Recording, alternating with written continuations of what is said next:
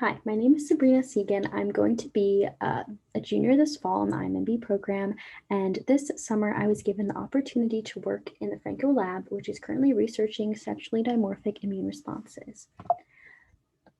In comparison to males, females tend to develop stronger immune responses to infection and exhibit better vaccine efficacy. However, unfortunately, like a double-edged sword, they are also 10 times more likely to develop an autoimmune disease. It is hypothesized that at least 3 sex-specific factors may be contributing to enhanced responses seen in females. These factors include sex hormones, the sex chromosome complement, and the gut microbiome. While sex hormones have been extensively studied, there are still gaps concerning the sex chromosome complement and the gut microbiome. Due to this, our lab focuses on the interaction of all 3 of these factors and how they might be contributing or regulating humoral immune responses in females. So in order to study the influence of sex chromosomes in males versus female responses, we utilize a novel mouse model known as the 4-core genotype mouse model. So this model gives us 4 genotypes, XX or XY females with ovaries, or XY or XX males with testes. And as you can see in figure 1, XX female and male 4-core genotype mice induce stronger immune responses to heat kill strep immunizations than XY females and males, respectively. And then, interestingly, when we depleted the gut microbiome, there is an elimination of that enhanced response that we see in XX versus XY mice, suggesting that this XX mediated enhancement may be completely dependent on the gut microbiome.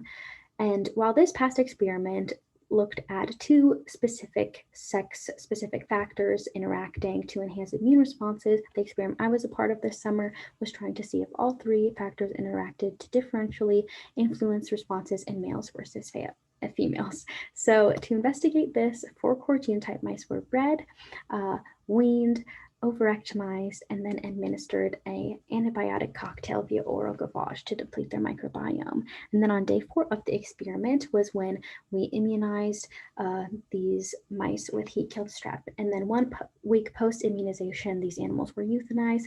Selenocytes in serum were then collected for further analysis. Serum was utilized to measure PC and PSPA specific antibodies present in each mouse. The data is shown on this slide, and for time's sake, as well as the fact that we induced only low IgG titers, as we can see here, I will be focusing mostly on the IgM response. As a reminder, I've included this intact data, and we can see that in intact mice, antibiotic administration reduced this XX response to the level of the XY females. In overactimized mice, though, these XX responses were similar with or without antibiotic administration. However, XX responses were similar to XY mice, suggesting that XX-mediated immune response that was previously thought to only be gut microbiome dependent may also be influenced by sex hormones.